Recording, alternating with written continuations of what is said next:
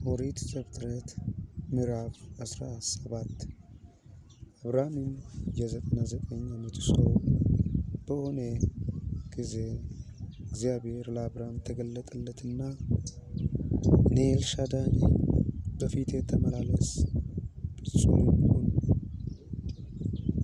ቃል ኪዳኔንም በእኔና በአንተ መካከል አደርጋለሁ፣ እጅግም አበዛለሁ አለው። አብርሃምም በግንባሩ ወደቀ። እግዚአብሔርም እንዲህ ብሎ ተናገረው፣ እነሆ ቃል ኪዳኔ ከአንተ ጋር ነው፣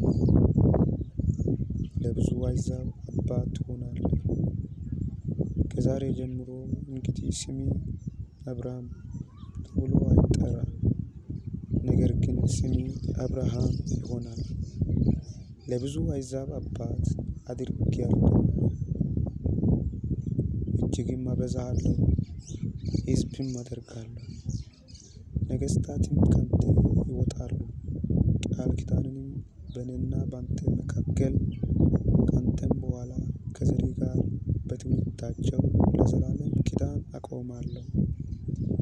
ለአንተና ካንተ በኋላ ለዘሪ አምላክ ይሆን ዘንድ በእንግድነት የምትኖርባትን ምድር የከነዓን ምድር ሁሉ ለዘላለም ግዛት ይሆን ዘንድ ለአንተና ካንተ በኋላ ለዘሪ እሰጣለሁ፣ አምላክም ይሆናችኋለሁ። እግዚአብሔርም አብርሃምን አለው፣ አንተ ደግሞ ቃል ኪዳኔን ትጠብቃለህ። አንተ ካንተም በኋላ ዘሪ በትውልዳቸው በእኔና በአንተ መካከል ካንተም በኋላ በዘሪ መካከል የምትጠብቁት ቃል ኪዳኔ ይህ ነው። ከእናንተ ወንድ ሁሉ ይገረዝ፣ የቁልፈታቸውንም ሥጋ ትገረዛላችሁ። በእኔና በአንተ መካከል ላለውም ቃል ኪዳን ምልክት ይሆናል።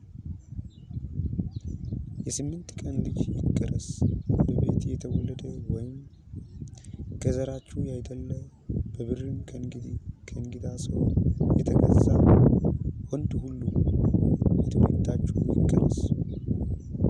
በቤት የተወለደ በብርም የተገዛ ፈጽሞ ይገረዝ። ቃል ኪዳኔም በሥጋችሁ የዘላለም ቃል ኪዳን ይሆናል።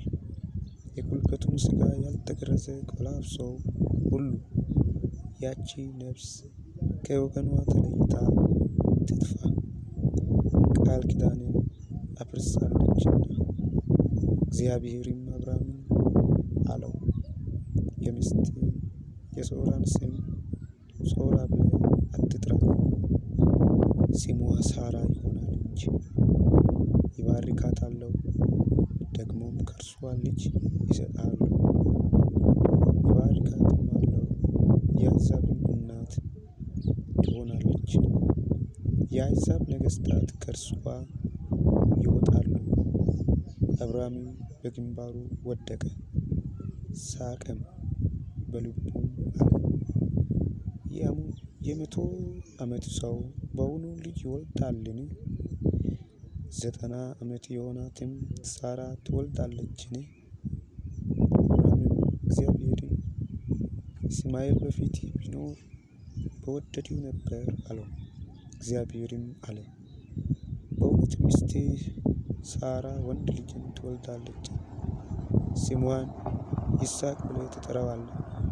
ከእርሷ በኋላ ለዘርዋ የዘላለም ቃል ኪዳን እንዲሆን ቃል ኪዳኔን ከእርሱ ጋር አቆማለሁ። ስለ እስማኤልም ሰምቼአለሁ፣ እነሆ ባርከዋለሁ፣ ፍሬያምም አደርገዋለሁ፣ እጅግም አበዛዋለሁ። 12 አለቆችንም ይወልዳል፣ ታላቅ ሕዝብም እንዲሆን አደርገዋለሁ።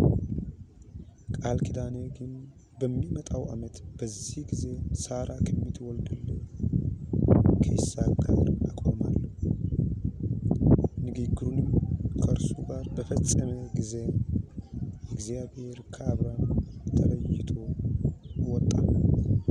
አብርሃምም ልጁን እስማኤልን በቤቱ የተወለዱትን ሁሉ በብርም የገዛቸውን ሁሉ ከአብርሃም ቤተሰብ ወንዶቹን ሁሉ ወሰደ፣ የቁልበታቸውንም ሥጋ እግዚአብሔር እንዳለው በዚያው ቀን ገረዘ። አብርሃምም የቁልበቱን ሥጋ በተገረዘ ጊዜ የ99 ዓመት ሰው ነበረ። ልጁ ይስማኤልም የቁልበቱን ሥጋ በተገረዘ ጊዜ የ13 ዓመት ልጅ ነበረ። በዚያው ቀን አብርሃም ተገረዘ፣ ልጁ ይስማኤልም።